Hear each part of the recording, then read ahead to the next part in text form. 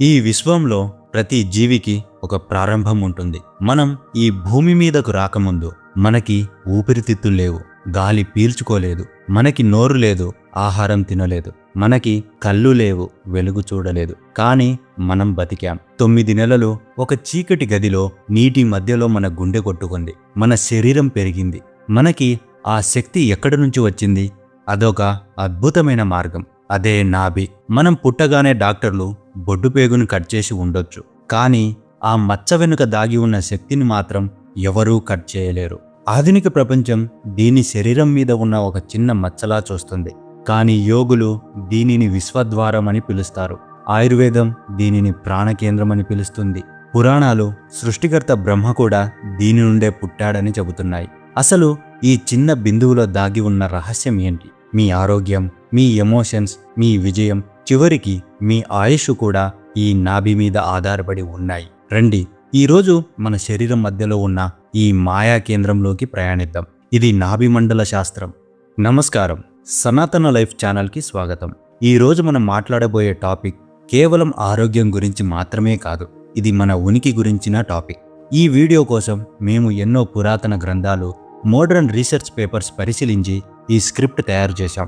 ఈ వీడియో చివరి వరకు చూస్తే మీ శరీరంలో ఉన్న ఒక అద్భుతమైన స్విచ్ని ఆన్ చేసే టెక్నిక్ మీకు తెలుస్తుంది. దయచేసి ఎక్కడ స్కిప్ చేయకండి. ఇలాంటి డీప్ కంటెంట్ కోసం ఇప్పుడే సనాతన లైఫ్ ఛానల్ని సబ్స్క్రైబ్ చేసుకోండి. అలాగే ఈ వీడియోకి ఒక లైక్ చేయడం మర్చిపోవద్దు.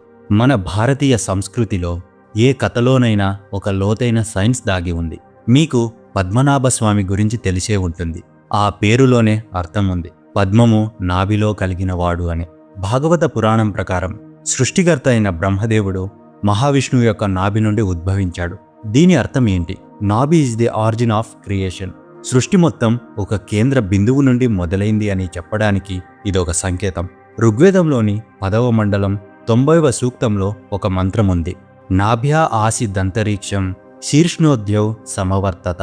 దీని అర్థం ఆ విరాట్ పురుషుడి నాభి నుండే అంతరిక్షం పుట్టింది. ఇక్కడ ఋషులు మనకు ఒక గొప్ప విషయాన్ని చెబుతున్నారు. విశ్వానికి ఒక కేంద్రం ఎలా ఉందో మన శరీరానికి కూడా ఒక కేంద్రం ఉంది, అదే నాభి. యథా పిండే తథా బ్రహ్మాండే. బయట ఉన్న విశ్వశక్తిని మీ శరీరంలోకి లాక్కునే ఒకే ఒక గ్రావిటీ పాయింట్ మీ నాభి. అందుకే పురాతన ఆలయాల్లో విగ్రహ ప్రతిష్ఠ చేసేటప్పుడు విగ్రహం యొక్క నాభి స్థానంలో రత్నాలు, యంత్రాలు ఉంచుతారు. ఎందుకంటే ప్రాణప్రతిష్ఠ అక్కడే జరుగుతుంది కాబట్టి. ఇప్పుడు కాస్త సైన్స్లోకి వెళ్దాం.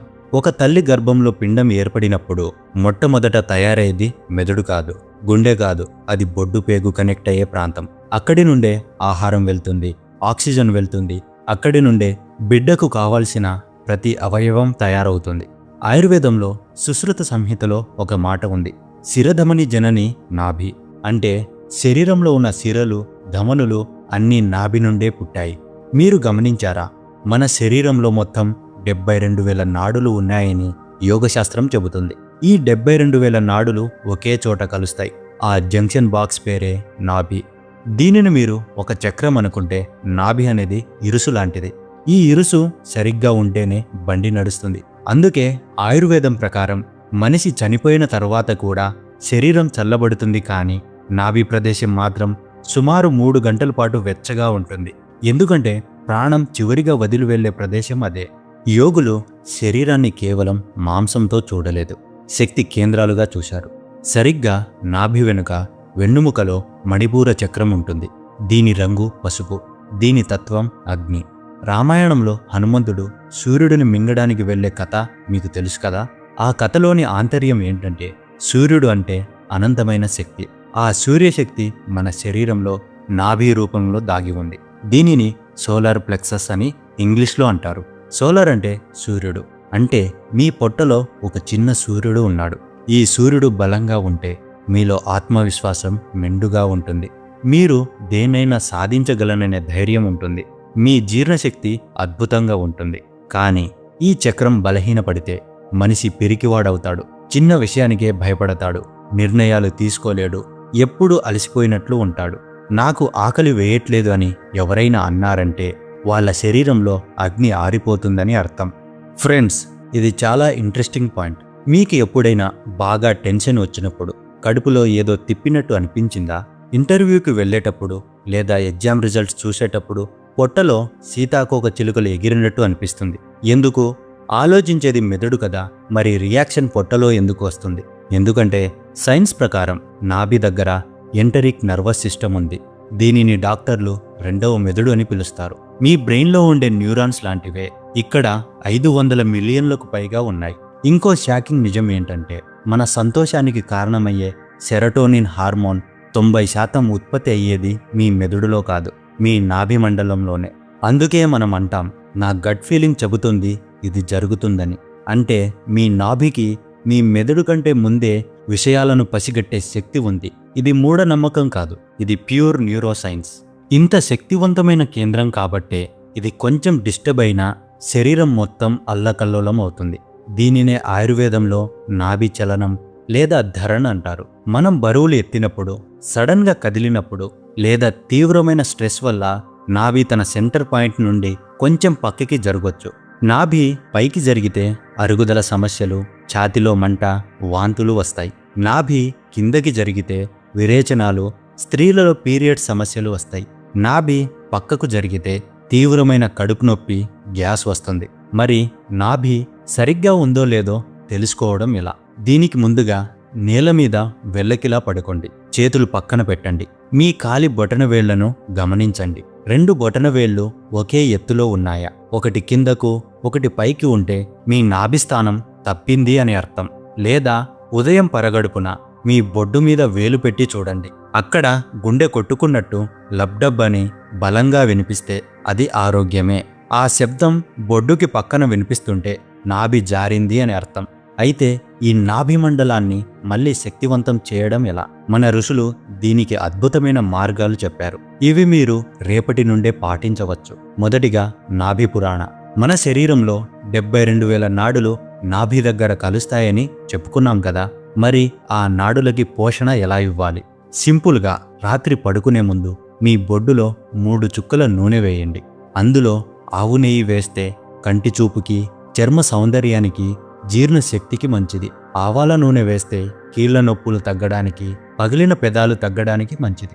ఆముదం వేస్తే మలబద్ధకం పోవడానికి, మోకాళ్ల నొప్పులకు మంచిది. వేప నూనె వేస్తే మొటిమలు, చర్మ సమస్యలు పోవడానికి మంచిది. నూనె వేశాక బొడ్డు చుట్టూ 1 నిమిషం పాటు క్లాక్ వైజ్లో మసాజ్ చేయండి. ఇది శరీరం మొత్తం రీఛార్జ్ చేస్తుంది. రెండవది అగ్నిసార క్రియ. ఉదయం ఖాళీ కడుపుతో శ్వాస పూర్తిగా వదిలేసి పొట్టను లోపలికి లాగి పట్టుకోవడం, ఆ తర్వాత పొట్టను ముందుకు వెనక్కు కదిలించడం.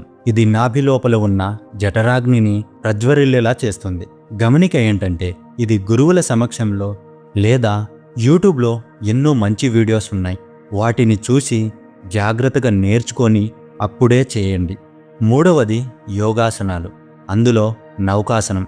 ఇది నాభిని సెంటర్లోకి తెస్తుంది. పవన్ముక్తాసనం గ్యాస్ సమస్యలను పోగొట్టి నాభిని సరిచేస్తుంది. సేతుబంధాసనం నాభి చక్రానికి రక్త ప్రసరణ పెంచుతుంది. నాలుగవది ఆహార నియమం. నాభి అగ్నిస్థానం కాబట్టి చల్లటి పదార్థాలు తాగడం వల్ల ఆ అగ్ని ఆరిపోతుంది. ఎప్పుడు గోరువెచ్చని నీరు తాగడం అలవాటు చేసుకోండి. ఇది మీ నాభిని కాపాడుతుంది. చివరగా ఒక చిన్న కథ. అడవిలో కస్తూరి మృగం ఉంటుంది. దానికి ఒక అద్భుతమైన సువాసన వస్తూ ఉంటుంది. ఆ వాసన ఎక్కడి నుంచి వస్తుందో తెలియక అది అడవి అంతా పిచ్చిగా పరిగెడుతుంది. గడ్డిలోకి వెతుకుతుంది, చెట్ల వెనుక వెతుకుతుంది. అలసిపోయి ప్రాణం వదిలేస్తుంది. కానీ దానికి తెలియని విషయం ఏంటంటే ఆ సువాసన వస్తున్నది బయట నుంచి కాదు, దాని సొంత నాభి నుంచే. మనిషి పరిస్థితి కూడా అంతే. ఆనందం కోసం, ఆరోగ్యం కోసం, శక్తి కోసం ఎక్కడెక్కడో వెతుకుతున్నాడు. డాక్టర్ల చుట్టూ, మందుల చుట్టూ తిరుగుతున్నాడు. కానీ మనకి కావలసిన ప్రాణశక్తి మన నాభిలోనే దాగి ఉంది.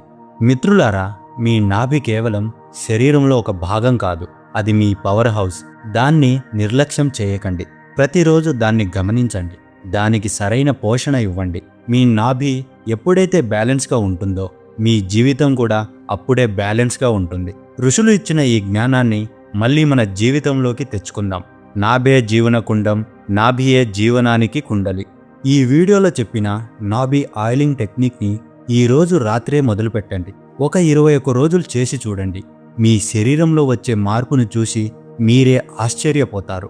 మీకు ఈ టాపిక్ మీద ఇంకా లోతైన సందేహాలు ఉన్నాయా? కామెంట్స్లో అడగండి. అలాగే మన కళ్ళ గురించి, కళ్ళ వెనుక ఉన్న రహస్యము, కళ్ళ ఆరోగ్యం గురించి చేసే త్రాటక సాధన గురించి తెలుసుకోవాలనుకుంటే, దాని మీద డెడికేటెడ్ వీడియో కావాలంటే కామెంట్స్లో టీ అని కామెంట్ చేయండి. ఈ ప్రాచీన జ్ఞానం నలుగురికి చేరాలి. దయచేసి ఈ వీడియోని మీ ఫ్యామిలీ గ్రూప్స్లో షేర్ చేయండి. మరిన్ని అద్భుతమైన స్పిరిచువల్ సైన్స్ వీడియోల కోసం సనాతన లైఫ్ ఛానల్ని సబ్స్క్రైబ్ చేసుకోండి. సర్వేజన సుఖినో భవంతు.